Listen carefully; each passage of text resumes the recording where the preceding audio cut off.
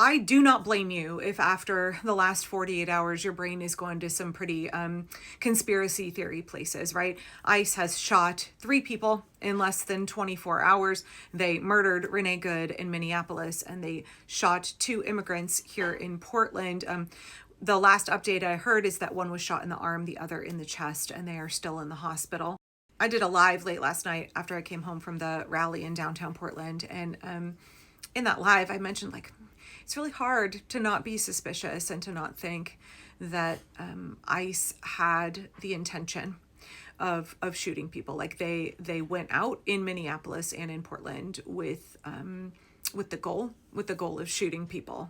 Over the last year, the regime has been desperate to try to get the people to riot. They are trying in every city. They're using all of the inflammatory propaganda. They tried putting the National Guard in city after city, and we didn't take the bait. None of us took the bait. So they'd just give up and go to another city. None of that has worked.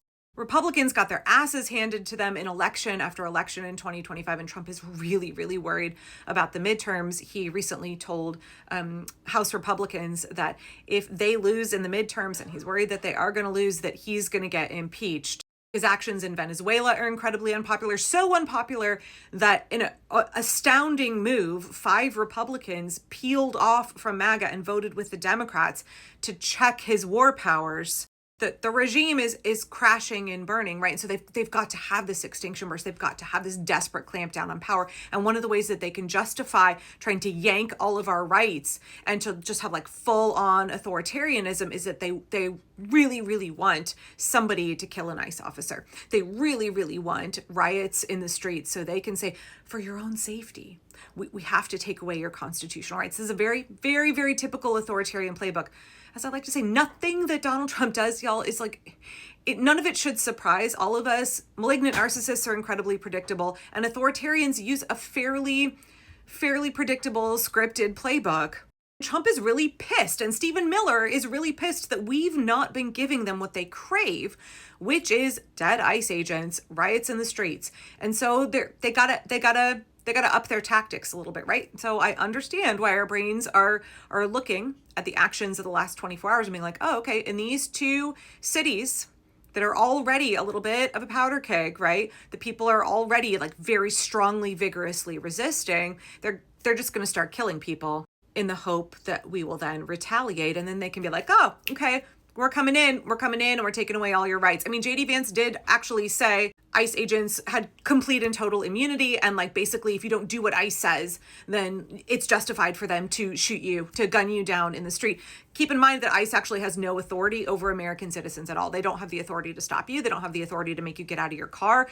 They don't have authority over American citizens. Everything that ICE is doing is already completely illegal. ICE is not the police. ICE does not have jurisdiction over American citizens. How quickly we've forgotten that, right? They've already moved the needle fantastically swiftly over the last year. ICE is now a rogue, out of control paramilitary force controlled by Donald Trump and Stephen Miller, and their goal is subjugation of the American people. Their goal is inflicting terror. Their goal is to turn America into a violent police state, where the government is used to wage war against Americans, against American cities. And I don't like to jump to conclusions without more evidence. But then this video was released today by a right-wing rag, right?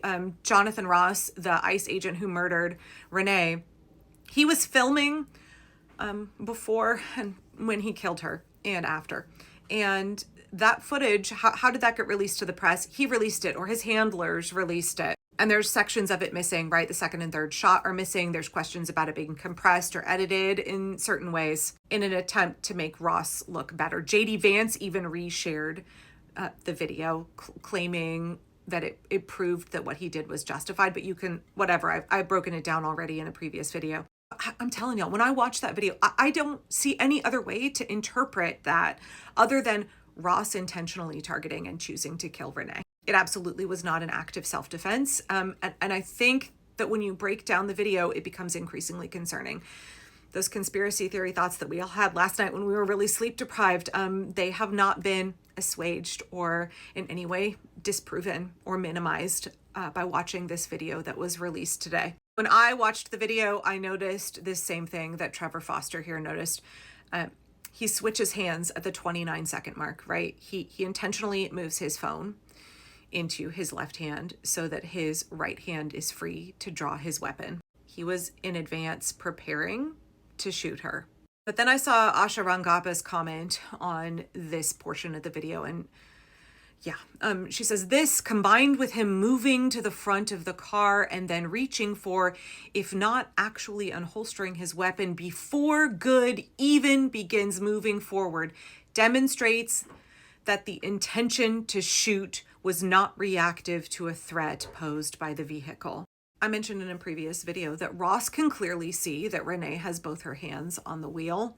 Even if he was not looking down at the tires of the car, he could see which way she was turning the steering wheel. He's literally filming it. He could see that that car was not a threat to him and she was not moving toward him. I agree with this comment here. If anything, it looks like Ross is crossing over in front of her car, initiating contact in order to have a self-defense pretext to shoot her. And I want to talk about this more in the next video, but whether or not this is something that was planned from the higher ups, whether or not there are ICE agents who were informed, like low-key, you can just like shoot people, like maybe that's our goal of these operations, right? That's still entirely speculative. We don't have any evidence of that factor. Whether this was just an out-of-control man who could not regulate his emotions, who was pissed that a woman didn't do exactly what he wanted and he felt empowered to murder her because he had uncomfortable feelings because he didn't get his way. Either way, it's still the fault of the regime, because who hired an out-of-control man, armed him, and dumped him in Minneapolis and was just like, have at him, buddy. Go for it. Do whatever you want. Either way, this is the fault of the regime. I don't want to fall for conspiratorial thinking, but it's so hard to not see the different pieces of the puzzle here. They are desperate for us to commit violence. They have been trying for a year to get somebody to kill an ICE agent. They have been trying for a year for there to be violence in the streets, huge riots, and we are not giving the regime what they want, so they are escalating their tactics. This is a desperate attempt from them. Whether or not this was intentionally planned and scripted, or whether or not it is just the natural consequence of having these fail sons being given just like tons of weapons and told to just do whatever they want, it's really, really important for us to continue to deny the regime every single victory. If what they want is violence in the streets, that's not what we're going to be doing. They think that we are just as incapable of controlling, regulating our emotions as Jonathan Ross, right? Jonathan Ross has his fifis hurt. He experiences discomfort. He turns around and murders somebody. They think that that is what we're going to do, and we're not giving them that. We have to continue to focus on our effective organizing and not letting the regime sabotage the good work that we are doing. So ultimately, at the end of the day, I don't think it really matters at this point in time. Maybe in the future when we have tribunals or there's right some hearings, prosecutions, then maybe it will matter whether or not higher ups directed these actions. Either way, they're still culpable. They're still culpable for hiring these men who are shooting people in the streets in Minneapolis and in Portland, and who knows where they will do it next. They're not getting the response that they want. So I anticipate that this will continue, which is why it is just as important that we continue to deny them a victory everywhere.